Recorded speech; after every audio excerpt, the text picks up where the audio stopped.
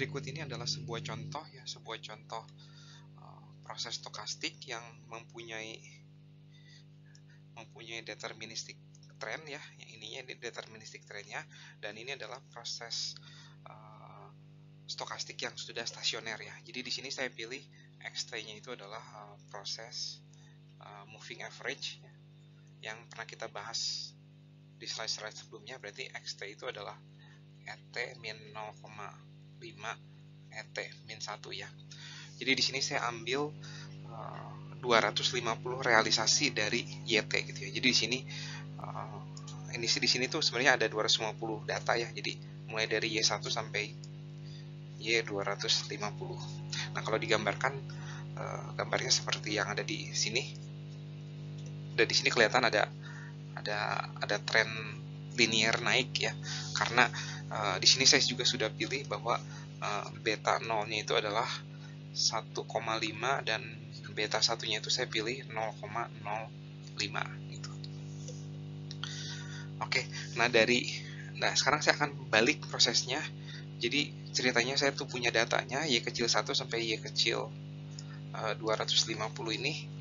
Nah, saya akan coba menghitung beta 0 dan beta 1-nya ya, dengan menggunakan regresi linear ya, dengan menggunakan formula yang tadi sudah saya bahas di slide sebelum ini.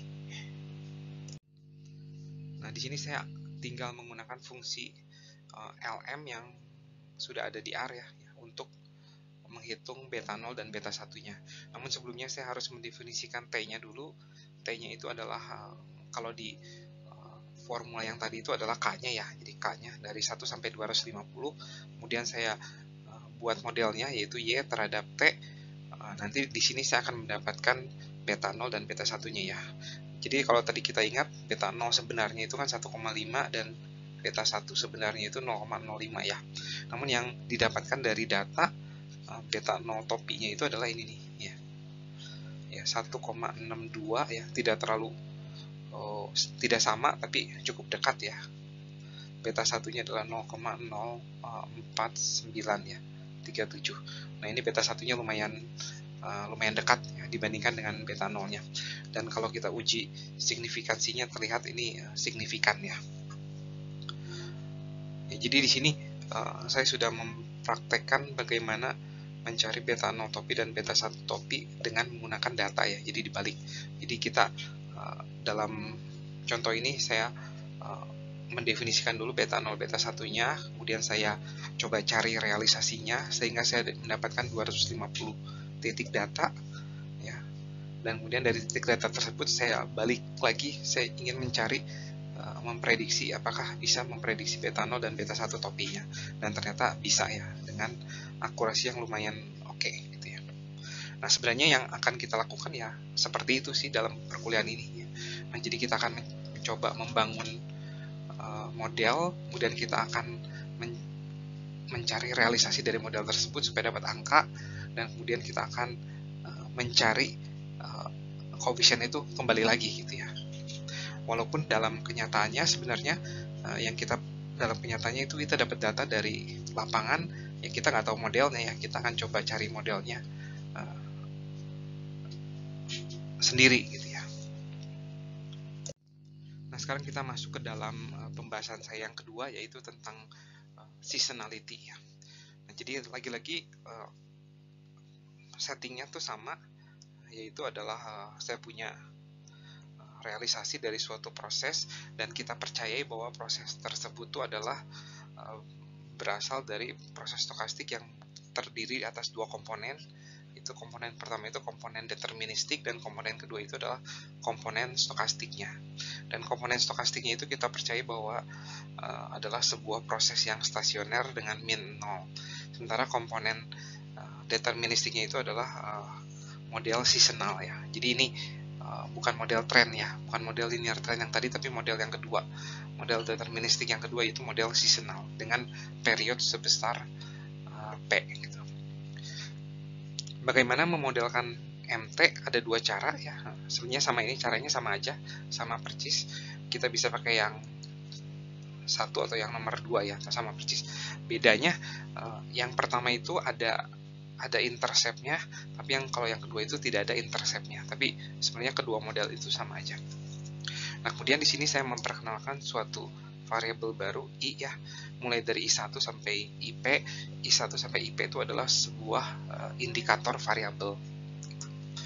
Jadi paling gampangnya itu kalau misalkan seasonality-nya itu seasonality bulanan gitu ya.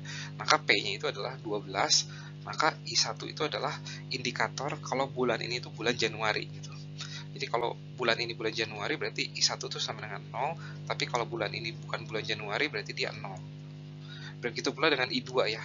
I2 itu adalah indikator untuk bulan Februari. Jadi kalau P-nya itu adalah ada di bulan Februari, maka I2 itu akan bernilai 1, tapi kalau P-nya itu bukan bulan Februari, maka dia akan bernilai 0. Karena P-nya ada 12, maka kita butuh total 12 indikator variabel. Nah, ini adalah model untuk model seasonality. Ya. Nah, saya akan bahas ini di slide selanjutnya dengan sebuah contoh. Berikut adalah contohnya. Nah, jadi contoh ini saya ambil dari data nyata ya. Jadi data ini tidak saya generate ya, tapi saya ambil dari sebuah data temperatur. Data temperatur ini sudah tersedia di R ya, terutama di package PSA ya. Jadi kalau Anda sudah menginstal package PSA ini, data ini sudah Anda bisa pakai. Nah, data ini data bulanan ya, dari tahun Januari 1964 sampai Desember 1975, dan terindikasi data ini mempunyai seasonality dengan period sama dengan 12 gitu. Nah, karena data ini berdasarkan dari data nyata, berarti saya akan mencoba mencari model seasonality-nya ya. Model seasonality-nya itu pertama-tama saya harus bikin indikator variabelnya yang ini nih. Ya, tinggal pakai perintah season ya. Kemudian saya akan buat model, saya akan mencari nilai-nilai dari beta 0 sampai beta 12-nya ya. Kemudian saya lihat summary-nya ya. Dan di sini kita lihat bahwa ini adalah beta 0-nya nih. Ini beta 0-nya. Ini adalah beta 2. Ini sampai beta 12 ya. Dan terlihat bahwa di sini nilai-nilainya signifikan semua ya. Jadi benar bahwa model ini cocok untuk bisa mewakili data-data ini selama hampir lebih dari 10 tahun ya. Oke, jadi di sini saya sudah mendapatkan modelnya ya. Jadi kalau mau ditulis ya berarti MT-nya adalah ya beta 0 topi ya ditambah beta 1 topi. Oh, sorry, bukan beta 1 topi. Mulai dari beta 2 ya. Tapi I2 ya. Dan seterusnya sampai beta 12 topi, yaitu yang ini. Beta 12 yang ini ya.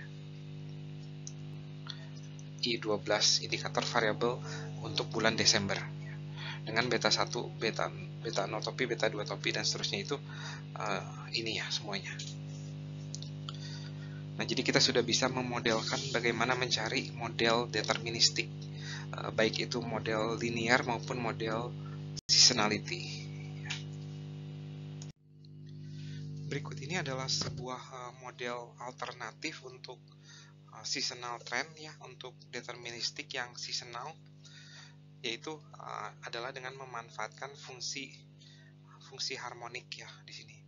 Nah, jadi di sini kita punya beta 0, beta 1 sama beta 2 sebagai koefisien yang harus kita cari, dan kemudian di sini ada suatu variabel baru ya yang namanya variabel harmonik ya.